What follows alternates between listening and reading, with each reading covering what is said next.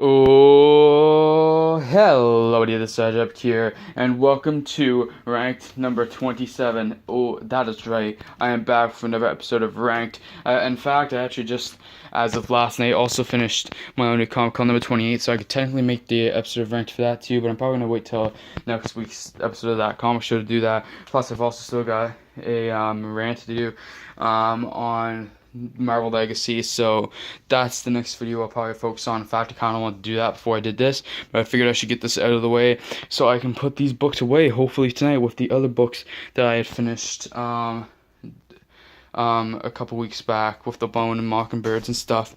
So yeah, back.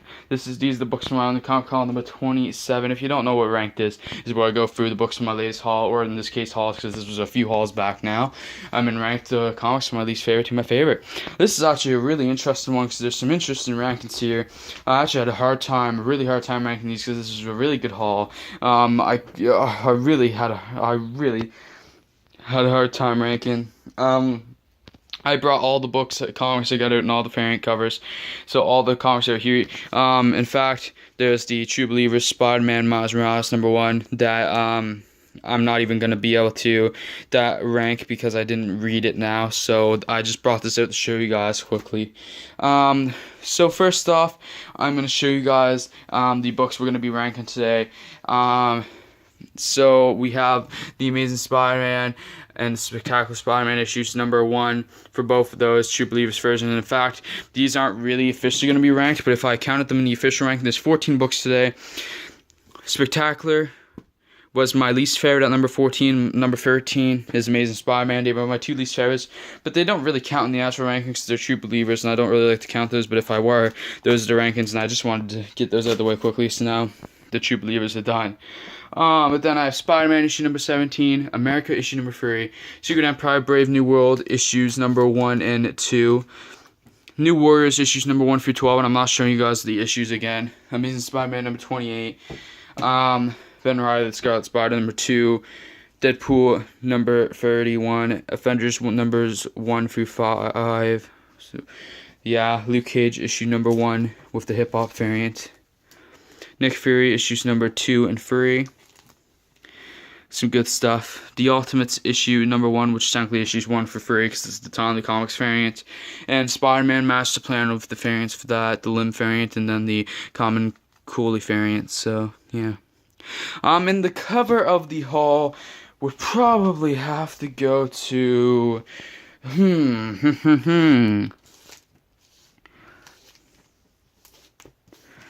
I'm gonna give it to, I think, one of the Avengers, although I really like this hip-hop variant, and it was close to being the cover of the haul, and there's probably a cover in New Warriors I like too quite a bit, and I like the Spider-Man cover, and the Scarlet Spider cover.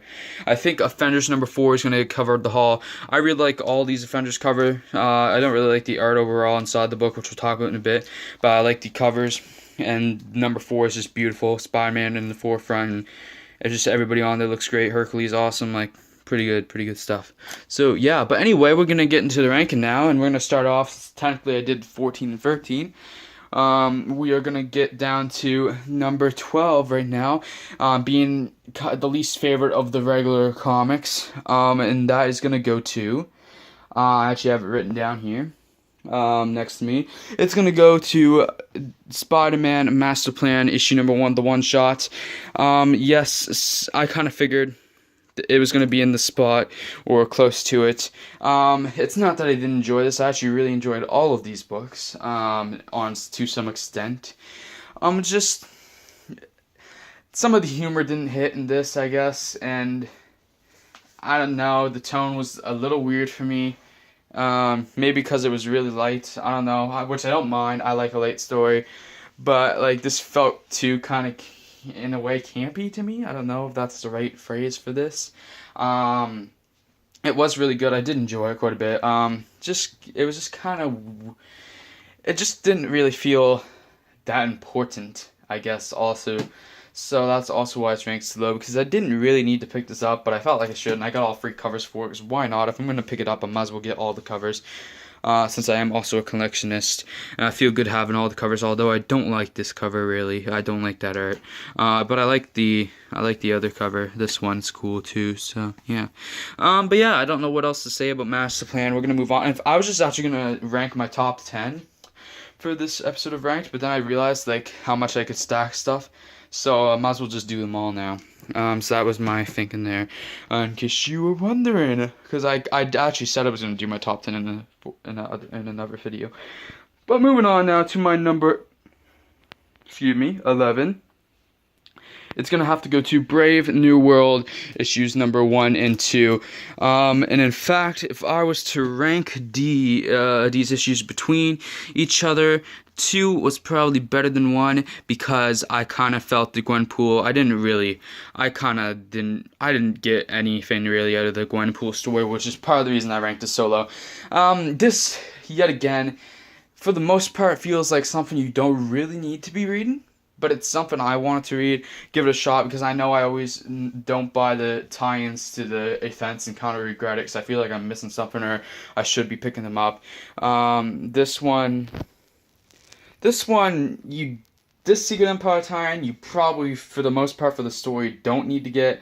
There's some stories here that are cool. The Hydra Bob story for issue 2 also was kind of ridiculous, but at least that one is short. The Invader story overall is really good. I really enjoy the Invader stuff. I enjoyed the Giant Man story in here quite a bit. The Patriot story I enjoyed quite a bit, but I kind of thought it might have gone a bit too long. Not that I didn't enjoy it, but it just felt like it kind of went longer than I thought like it probably should have. Although I was like, okay, I'm actually liking that this is going longer. And then, yeah, the Invaders again. I love me some Invaders, so just, yeah.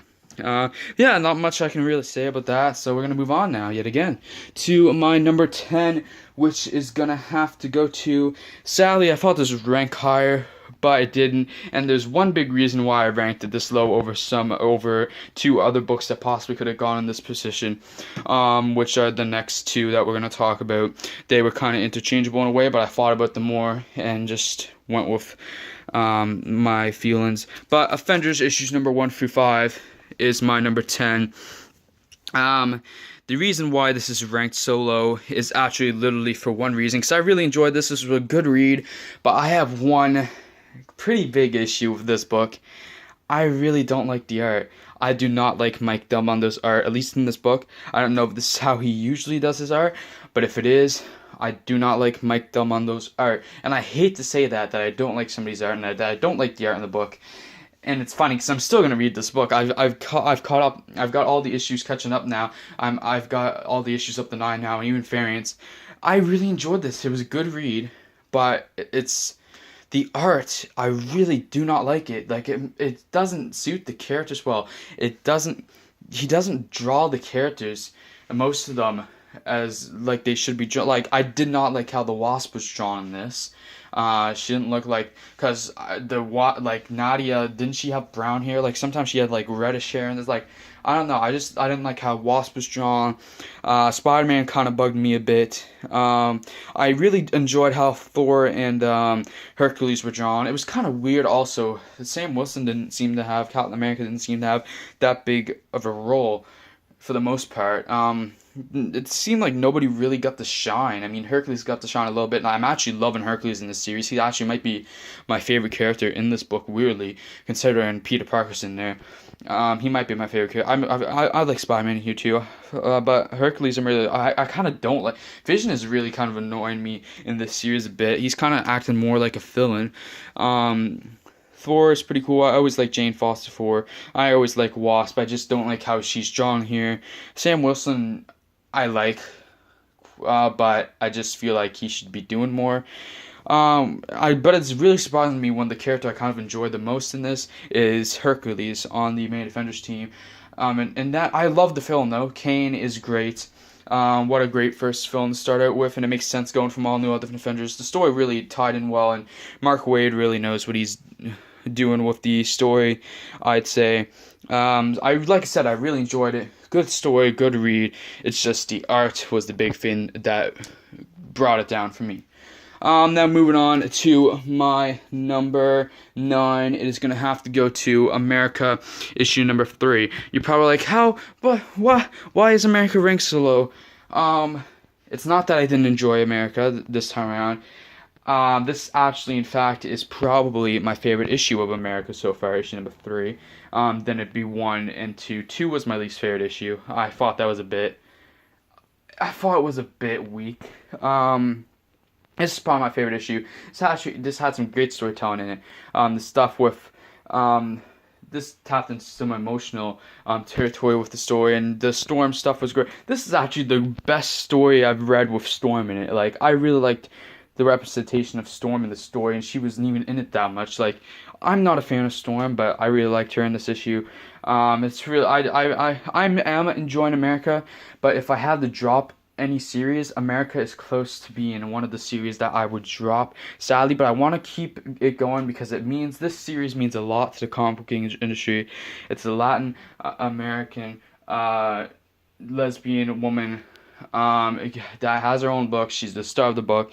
It's really important. It's still a good story, I think, for the most part. It has been a bit weak to an extent.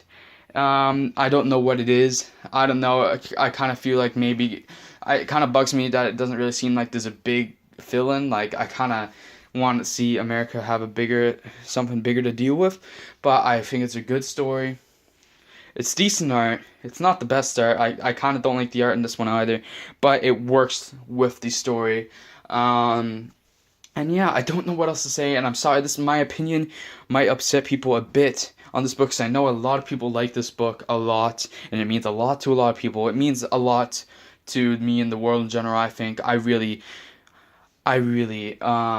think this is an important book, and I want to keep reading it, and I do enjoy it a lot. But it's arguably one of the weaker titles I am reading regularly right now, in my opinion. And I'm sorry if that upsets you. It's just issue 2 is really probably, like, issues 1 and 3 have been great. It's just I happen to read stuff that I enjoy more for one reason or another, and I don't know why. I mean, I enjoyed this more than the Avengers, so that's good. I mean, beating out Avengers is a pretty big deal. It's beat out the SpiderMan one-shot, beat out Secret Empire stuff, so I mean, America's not doing that bad for itself in my eyes, so there we go. And it just barely got beat out by the next book, my number 9, which is Deadpool issue number 31. The reason why this ranked a bit higher is because the art is better, in my opinion. So yeah, I enjoyed the art, and I really enjoyed the story. This is probably my favorite. This might be my favorite, like, story out of Secret Empire so far, like the side series and stuff. Not that I've read that much, but like, this is a really good Secret Empire tie-in. Seeing Phil Coulson is great. Spoiler alert, Deadpool kills Phil Coulson. He was signed by Captain America. Great stuff. Great story. Seeing Captain America act like he does. Seeing Deadpool being more villainous again, which I don't know if I like or not. But I liked it in this issue. So that's a good sign. I thought it was really good. I don't know what else to say about it. I don't want to, like, spoil anything from it, because I think you should be reading Deadpool right now. But yeah, I'm going to move on now to my number 7, which is going to have to go to New Warriors, issues number 1 through 12. Yes, I enjoyed this run a lot. All 12 issues of the New Warriors Marvel Now series, really good. Holy shit, I enjoyed this a lot. There were 1 or 2 weaker issues in there, a bit, but, there was a plot line that kind of got dropped, seemingly, because there was, like, we got to see, like, an evil version of, in one of the first issues, we saw, like, something like an more evil looking version of Speedball inside of himself from Hummingbird's view, unless she made that up or something, which didn't really go anywhere. And I was kind of upset that there's only these 12 issues of the run, because, I thought it could continue, but I really enjoyed it. And what a great villain it had also. The High Evolutionary, like, my second experience with the High Evolutionary, I really fucking enjoyed it. He's actually, like, I really enjoyed High Evolutionary a lot. Kane and High Evolutionary, where have you been? Why haven't I not been reading stuff for you in it? I think I might have enjoyed High Evolutionary a bit more, because he could be a good guy. He's just, like, on the edge. Like, I don't know, I like him as a villain. I like Kane as a villain. It's good stuff. Man, they fought a giant bear on this, Justice and Kane. I just had a lot of fun learning and getting to experience these characters that I didn't know. It was fun. Haichi, new character, was pretty cool. I really liked. I just liked the team. Like, I didn't even know any of the members besides Nova and Kane and Speedball. Those are the only 3 members I knew until now. And now I've actually told myself I'm going to start picking up more New Warriors issues from the past. Like, I'm going to actually have, like, basically most, if not all, of the first run seemingly at my shop. So I'm going to start picking that up soon, and they're cheaper issues, so hopefully soon I can start picking that up. And yeah, I really want to. Also, I found a variant for #1 randomly at my shop also. The Scotty Young variant, so I'm going to be picking that up hopefully in the next haul. So yeah, really excited, really glad I got this. What a great story. Anyway, moving on now to my number 6 is going to be the Ultimates issue #1, the Timeless variant, which is actually issues #1 through 3 inside. What a great book! Why did I not pick this? I knew I was going to regret not picking this up before, and I knew I would enjoy this. Why did I not pick up the Ultimates when All New Different Marvel started? This should have been the Avengers, in air quotes, book that I was picking up, because really, All New All Different Avengers kind of sucked, looking back on it. Uncanny I enjoyed, but Uncanny's gotten better, I think, over time, because it wasn't the best, if we're being honest. New Avengers I only read 1 issue of, though I plan to go back to that and get the whole run at some point. I haven't picked up Squadron Supreme yet. This is the Avengers book that I should have been reading. The team book I should have been reading when All New Different Marvel started. This was incredible. This was such a good read. I can't say enough about it. This art is weird inside here, but I really enjoy it. It really works. Like, I didn't think I would like the art in here, but I really did. I really enjoyed the art in here, as weird as it was. I enjoyed the team a lot. What a great team. Seeing the characters like Blue Marvel and Spectrum getting some spotlight is also always great to me, because I kind of like to see more of them. Black Panther, oh my god, I love Black Panther. I wish I was reading Black Panther stuff too. I really regret not picking up Black Panther and all that. The issue #2 is missing of the current run. I'll also be picking it up probably. I'm regretting not doing that. Captain Marvel, I actually kind of can stand in this book. I mean, I liked her Marvel Now #1, but besides that, Captain Marvel I haven't really liked as a character. She's not that good of a person, especially during Civil War II. And America, this is the America story that I want. Like, what's been seen of American here. Like, I love American here. It's kind of sad that I loved America more in here in a way than I did in her own series, maybe because she was more mysterious and more brooding a bit, I don't know, but she was great. I mean, I even felt like she didn't get enough time in the comic. Like, America, I love America, but I don't know, something is off about her solo series. But yeah, what a great story. I wish I could pick up more, but I don't think my shop has any. I mean, my main shop at least. I don't think my secondary shop does either. So I don't know how I'm going to pick up the rest of this run, or what's going to happen, and how I'm going to pick up Ultimates 2, because I just want to read all Ultimate stuff. Sadly, it's ending actually in August with issue 100 of Ultimates/Ultimates 2, which is sad. But yeah, I really just want to be reading Ultimates now. I don't know. It's fuck. Yeah. Moving on though now to my number 5. We're almost to the end. It's going to have to go to Amazing Spider-Man issue #28. The last part, for now, of the Osborn identity, of the Norman Osborn story. It's the last part of the Osborn identity, I think. I don't think they're going to call the next Osborn story that.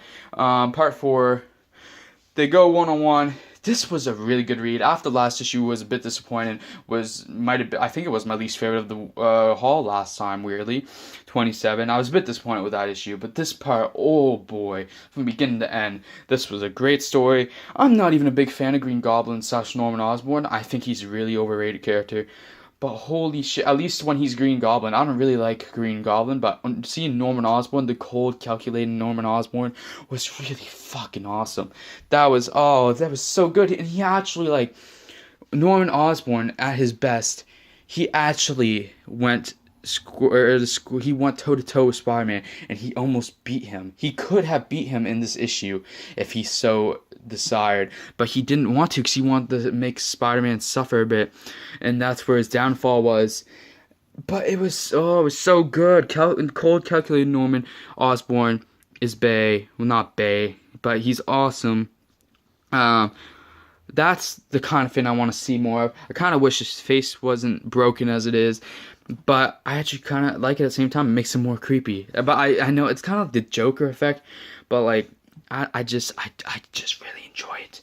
Not like, oh man, I think he's gonna go back to the Goblin though, and I feel like I'm not gonna enjoy it as much. But I really enjoyed this, and that's all that matters. And I don't know what else to say about it right now. So we're moving on to my number 4, which is gonna be Nick Fury issues number 2 and 3. This ranked high this time. I think it did last time too.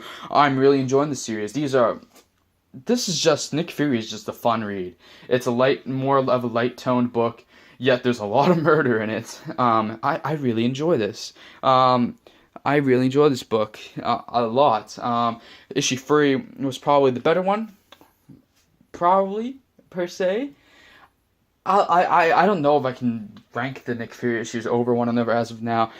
I really enjoyed Nick Fury because it kind of hinted at a love interest possibly in there. Like we got a sort of flirtatious love interest in it, so I like that. But the action in 2 was great. I don't know. I'm really enjoying the series. I'm sad because it's ending. The series is ending. There's only going to be like 5 or 6 issues of it. Like, what the fuck? Why would you end it? Don't end Nick Fury. God, issue 4 is already out. I'm going to be picking issue 4 up next time probably. This is a really fun read. Why is it ended? And like the art's weird in this one too, but I really like it and think it works with the story a lot.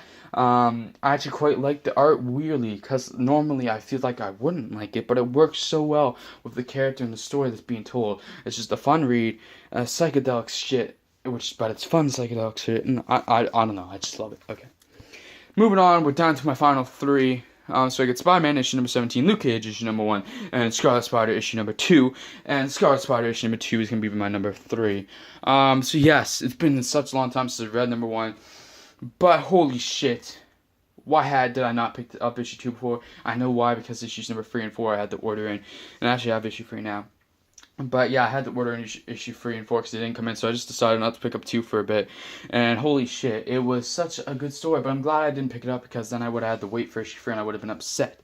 So yeah, I'm glad I waited. What a good story. Picked up right where it left off, was great. Left on a good cliffhanger with Kane being in trouble.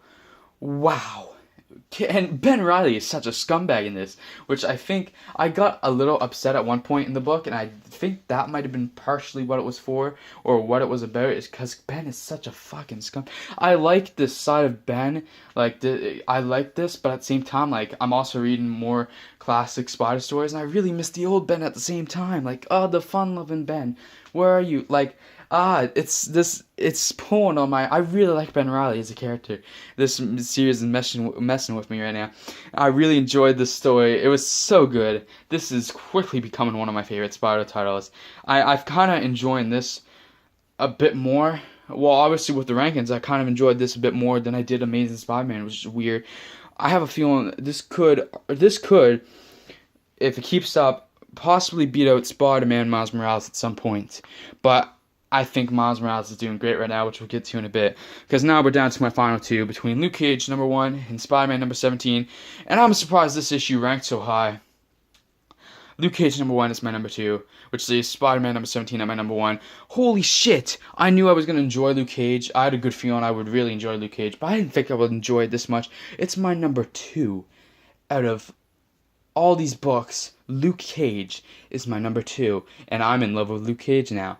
Holy shit, Luke Cage is awesome. I love the Luke Cage show. I know most people were iffy on it and didn't think it was that great, but I thought it was awesome. And now this comic and all the other experience I've had with Luke Cage, I've loved Luke Cage. Luke Cage is a great character. Glad he's got his own book. I'm going to be picking up from Marvel Legacy as of right now, even though it's going back to old number, which means I'm going to have to try to get old issues of Luke Cage maybe. But yeah, wow, really, really enjoyed it.